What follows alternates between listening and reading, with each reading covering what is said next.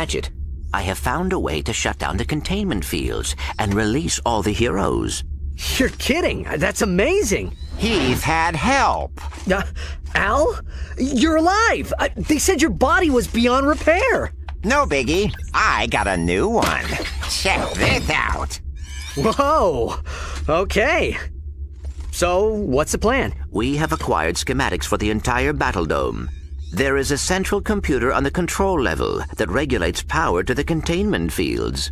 So what? Reprogram it? Hack it? Blast it! Just blow it up, and the fields go down! Okay, so how do I get to the control level? I have reprogrammed the Battle Dome shuttle to take you there, but it is a one-way ride. Greetings, I'm Solidus-Skully, and welcome to the final part of the Ratchet Deadlock commentary. Yes, it's been a long time coming, but now we're finally going to finish this. And, yeah, this is pretty much the point in the game where if, turn back at this point, unless, of course, you want the game to win, but, otherwise, yeah, this is pretty much it. So, enjoy the cutscene, and I'll see you in a bit. Oh, yeah. Clank, come in. Can you hear me? Something just doesn't seem right here. Not good. Well, well, well! What have we here, Dreadzone fans? A contestant attempting to sabotage the Battle Dome? How exciting! If he succeeds, the rest of the contestants go free! But if he fails, I've wired the Battle Dome with 6 gigatons of nitroglycerin. If Ratchet doesn't disarm the detonator before time runs out, the Battle Dome will be blown into 1,000,000,000,000 pieces! That's insane! Au contraire. If I was still on the Battle Dome, then it would be insane.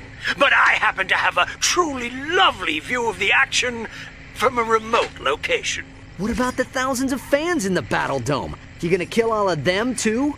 Of course not! You are! Unless you shut your cake hole and get moving. Go on now. Your audience is waiting. Good evening, ladies and gentlemen, and welcome to the final episode of Dreadzone. Oh, God! We're all gonna die! The mood is positively electric as the audience braces to find out if they will survive the next 10 minutes. I can't believe I'm reading this. I had my whole life ahead of me. I was gonna be a ballet dancer. Pull yourself together, you blabbering idiot! Thank you, Juanita. Superstar contestant Ratchet faces his toughest challenge yet to deactivate the Battle Dome's formidable defense systems and defeat Gleeman Vox himself. I'd like to take this opportunity to thank Ratchet for being such a great role model and a pillar of our community. If anybody can save us, it's you, Ratchet! We're rooting for you, little buddy. At long last we have earned the heart and respect of the American people, by which I mean the Dreadzonian people. Whatever, the point is that Dallas and Juanita are on our side, at long last.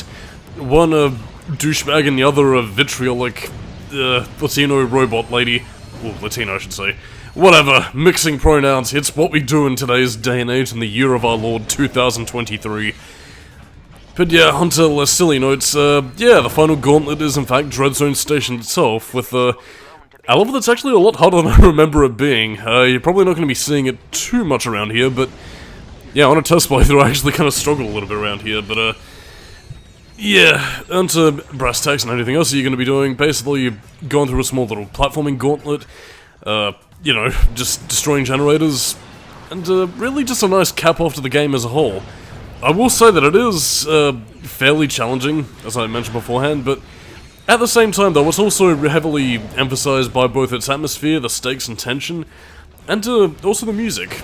Yeah, like the upcoming music that we're going to be seeing for the next couple of segments here is actually some of my favorite pieces in the game, so yeah, I will say that Deadlocked does end on its strongest note. It's, well, I mean, it's just a bit of a shame that more of the game couldn't have had this level of intensity, but then again, I suppose if the rest of the game did have this level of intensity, then what exactly would have been so special about the other parts of the game, or at this point, so on and so forth. By the way, I do highly recommend that you just use the tower for this segment. Where I went wrong in the test playthrough was that I basically just forwent the turrets and just tried to use my weapons to upgrade them. Not sure why, because I mean at this point it's pretty much the end of the game anyway, and I didn't really have much more left to upgrade, so...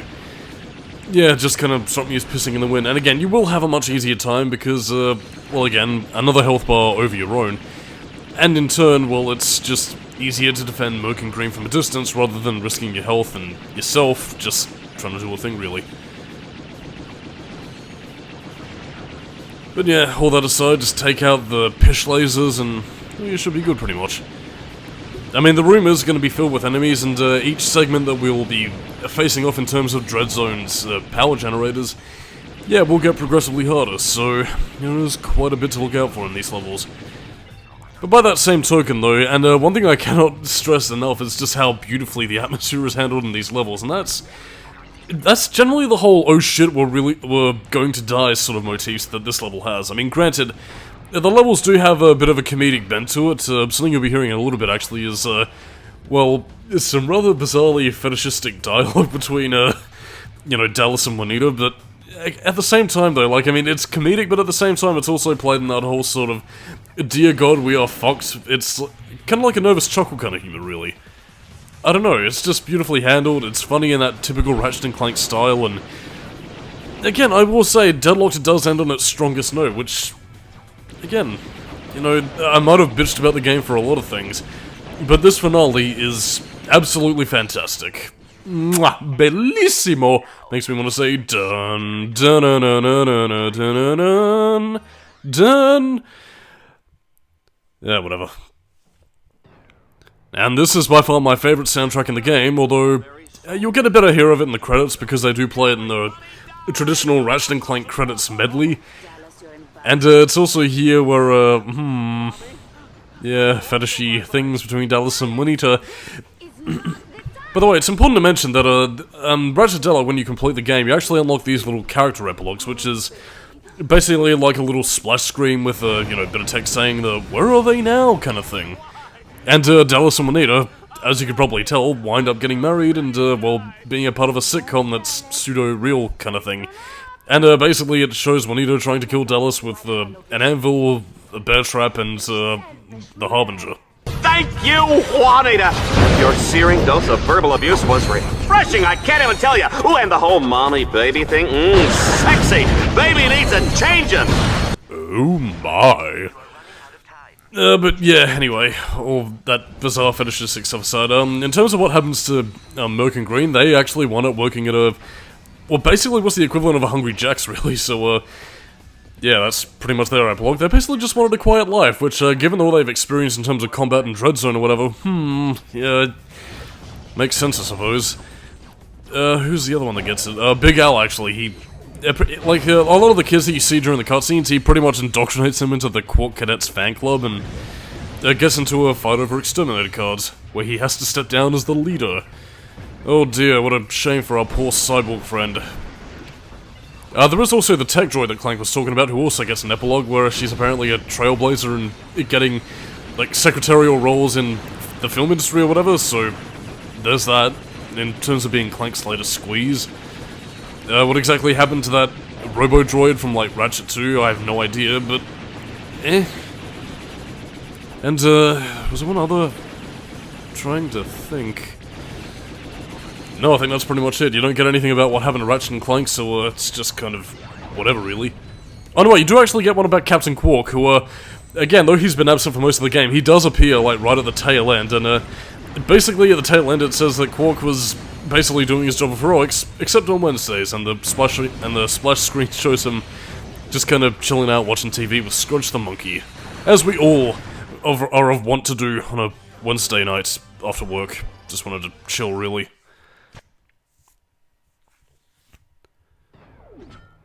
Yeah, this is pretty much our final gauntlet here. So, yeah. We don't really have too much left to go in terms of what we have to do here. It's just another gauntlet, disable the shield generator, and then we'll get to our final boss in Gleeman Vox. And also we have here Dallas apologizing for all the various misdeeds he's committed throughout his life. What an asshole. But anyway, do I have anything more to say? No, not really. Because anything you could possibly say about Deadlocked has been summarized all throughout the playthrough, so really it's just sort of by the way, the time limit in the level is only stage specific, so again, you don't have to worry about the timer carrying over from level to level. It's just a thing for, you know, each specific stage and nothing more. So again, what might have started as 8 minutes won't turn into like 4 or 3 minutes by the time you get to section 2, so you don't need to worry about that. It's just something to make you haul ass, really.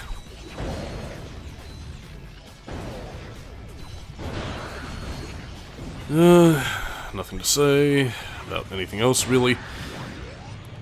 Well, I mean, I guess it is also kind of something to talk about Gleeman Vox, actually, in terms of how this being the Dread Zone finale, and I suppose it does kind of speak to, you know, Gleeman Vox's twisted genius in the sense that anybody who would have been foolish or smart enough to hack through the Dread Zone security system, and in turn, you know, try and shut the field down to rescue the heroes, would possibly be, I guess, what Vox would consider the end-all be-all of Dread Zone, and well, pretty much just the biggest risk of everybody's life, and I guess the Dread Zone concept in general, so what exactly his contingency plan would have been, I suppose possibly retiring off the vast amount of bolts and money he made off merchandising rights probably would have been a thing, but either way, like, I mean, Vox's villainy is, again, he's a really memorable villain, and honestly, I'd say one of the series' best antagonists. He's incredibly slimy, very creepy, and there's a certain layer of, like, businessman tenacity and intensity to him that, again, just makes him a wonderful villain. But I suppose we'll save that for when we get into the boss fight good and proper, because, well, yeah, Vox's boss fight is certainly something to behold.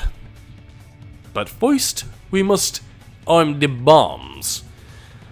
Yes, indeed, we have indeed set us up the bomb, because 2005, actually no, that would have been before that, 2001 internet memes, ooh, even predating Ratchet Deadlocked. We're getting ancient around here. You're the man now, dog. Well done, Ratchet. The containment fields are deactivated. The station is no longer on lockdown. Good. Now get on a shuttle and get out of here. Sorry, Ratchet. I am not leaving without you. For the love of Lord, cut out the sappy melodrama before you lose my entire audience. I've been waiting for this moment for a long time. I'm gonna give Dread Zone fans the finale they've been waiting for. It's a little one-act play I call Death of the Lombats. And now, we begin our final boss fight against Gleeman Vox, and yes indeed, there's no way out, no escape. Yeah, we're pretty much fighting this character to the death. Well, don't worry, Vox, this place will be your burial ground as well. Yeah, but yeah, as you can tell, the Leviathan Flail, which is pretty much the major upgrade of the Scorpion Flail, is pretty much our powerful thing, and as you can see right there, no, we weren't fighting robotic ghosts in the previous level. No, those are just holograms created by Gleeman Vox, so, yeah. And in terms of Vox's attack patterns, he does have a fair few, like, again, he'll launch out those little spider drones, he'll summon ghost zombie things. He'll have his giant fuck-off laser attack, which, again, is also quite similar in nature to Dr. Nefarious's raspberry lasers that he had in Up Your Arsenal. But in turn, yeah, he's also summoning a lot of Dread Zone people. And again, I think in a similar case to, what was it? I think it was like the Eviscerator, he also has those like thousand missile attack that he borrowed from Chairman Drex, so yeah, I will say that in terms of how they handle the fight, like, I mean, Vox is pretty much a jack of all trades, but as the saying goes with jack of all trades, he's a master of none. So again, while he is swift in his little fucking Dr. Eggman machine, yeah, if you got your wits about you, and if you're good enough to play the game at this point, well, you should be able to take him out no problem. And I suppose, again, the benefit is that unlike Ace Hardlight, who pads out his boss fight by healing, yeah, Vox doesn't do that, so the boss fight is much more swift as a result, and, again, it's a pretty good final boss fight for the game, I feel. And also, I believe if you let the boss fight go on long enough, you actually get one of my favourite Gleeman Vox lines in the game, which is, you could have been on lunchboxes, too bad now you're going to be buried in one. Mwah! Enjoy the cutscene and I'll catch you next time. It's over, Vox. No, but it will be soon. Destruct sequence initiated. 60 seconds until Battle Dome detonation. The escape shuttles all left long ago. Now we'll both die together on live holovision. It'll be the best ratings I've ever had. Even if I don't make it out of here alive, at least a lot of other heroes escape tonight. Enjoy your pathetic idealism. For the last few seconds of your life.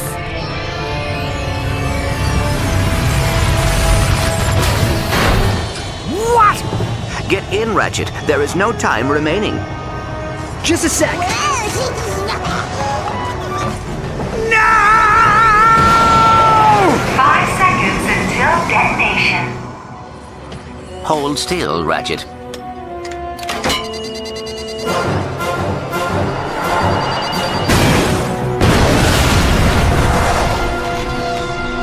Whoa!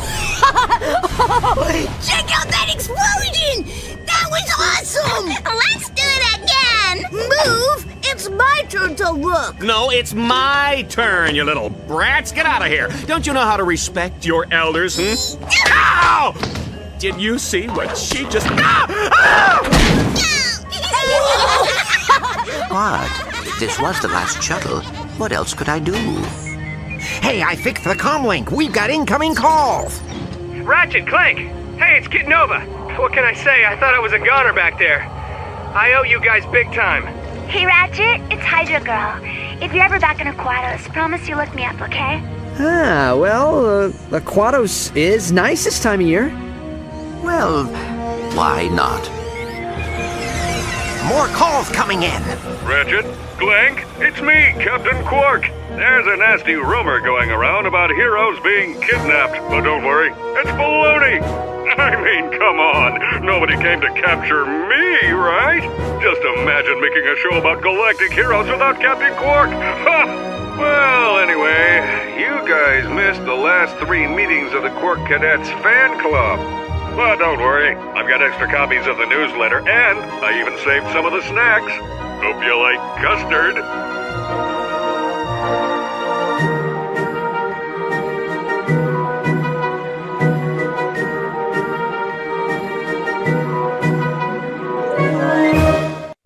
And so, that was Ratchet Deadlocked, dudes and dudettes, and you know what, again, I've been very sarky and a little bit whingy throughout the commentary, but I want to stress, I do love Ratchet Deadlocked as a game. Again, like, I mean, the core gameplay loop is fun. It's Ratchet & Clank as you... well, it's not quite Ratchet & Clank as you know and love it, but again, it's third-person shooter elements first and foremost, and despite everything that Insomniac had to do to get the game, you know, to cut everything out, or, you know, to sort of streamline the gameplay in a way that would, well, not resemble Jack X, but at the same time, you know, reflect what the series is all about, I think they did the best job that they possibly could have, and to me, don't take it that my biggest problem is that Ratchet & Clank, well, Ratchet Deadlocked, I should say, is fundamentally flawed and is literally such a bad game in this video essay. No, it's just a game that I wish was developed under better circumstances to really bring out both the potential of the game's tone, as well as, you know, the setting, story, and, you know, even adding a few more gameplay elements I feel to spice up a few stages. And, you know, add a little bit more meaty content to, you know, things that I mentioned all throughout the commentary, you know, Ratchet interacting with other heroes, or, you know, having some stages that do have more tangible goals in mind.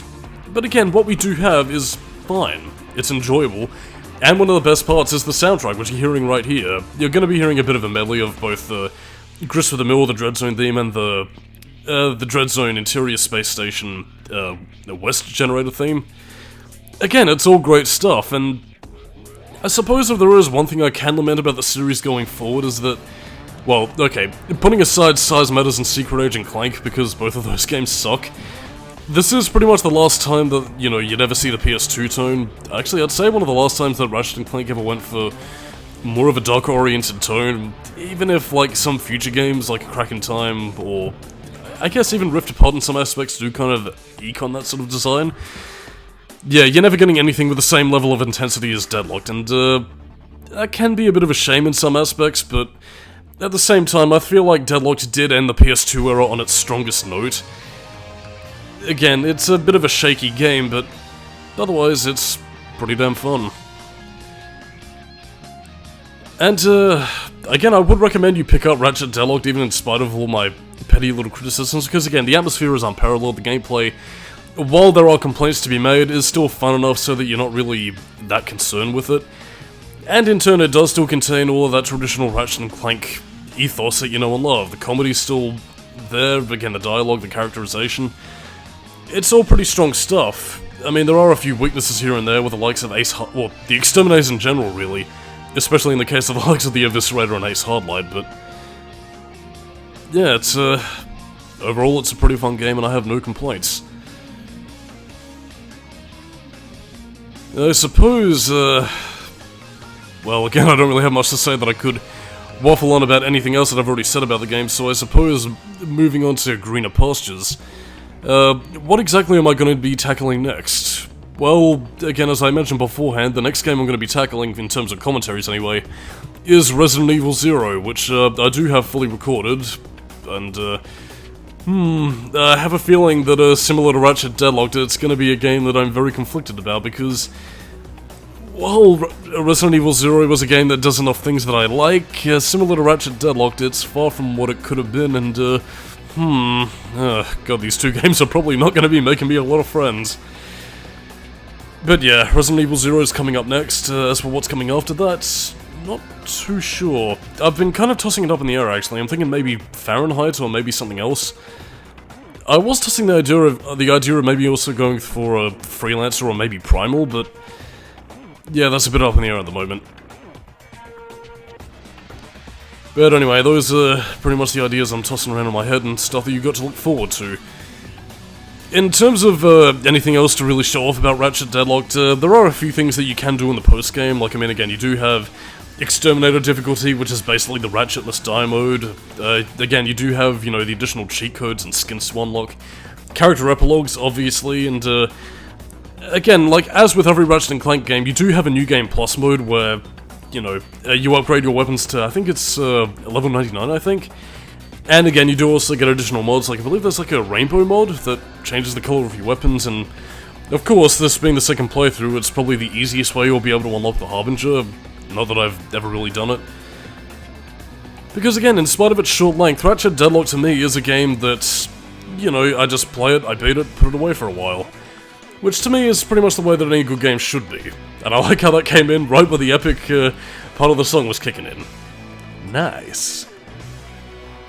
Oh, Armin Shimmerman as Dr. Nefarious. But he wasn't anywhere in the game. Sounds to me like there's some post-credits stuff going on.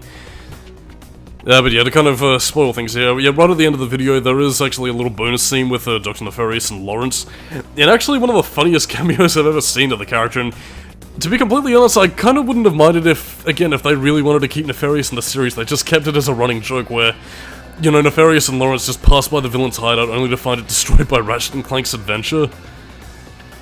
I don't know, I kind of feel like that would have been a funnier running gag to go with rather than just, you know, continuously reusing him throughout the series, but I don't know. I mean, I suppose if you wanted to give Armin Shimmerman his money's worth, you probably could have cast him in other roles of the series. Kind of similar to how Michael Bell voices both Lawrence and Gleeman Vox in the game, so yes, an efficient use of your talent. But yeah, that's pretty much the Ratchet Deadlock commentary. All done and dusted, and you know what, in spite of, you know, my bitching and complaining, I did have fun with the Deadlock commentary. Again, I mean, it's a game that I love, I have complaints, but I don't know. I hope that, you know, my sour mood didn't, you know, ruin anything for people who do legitimately love the game, so, just take it from me, it's enjoyable, if a bit flawed. Final thoughts. And repetition is my job. My job is repetition. But anyway, summarizing once again, Resident Evil 0 coming up next, and on that note, I am Solidus-Skully, keep it new metal, and next time on the... actually no, there is no Ratchet Deadlock commentary next time because the game is over. So yeah, see you for Resident Evil 0, catch you next time, bye bye.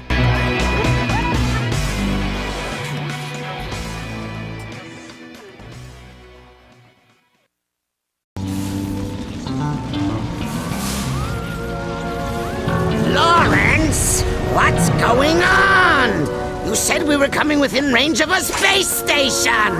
Well, we were, sir. How was I to know it would suddenly explode? Oh, Janice. It's been so long.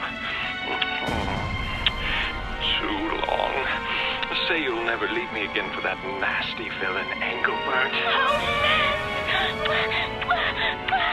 You make me feel like a young boy again. Say what?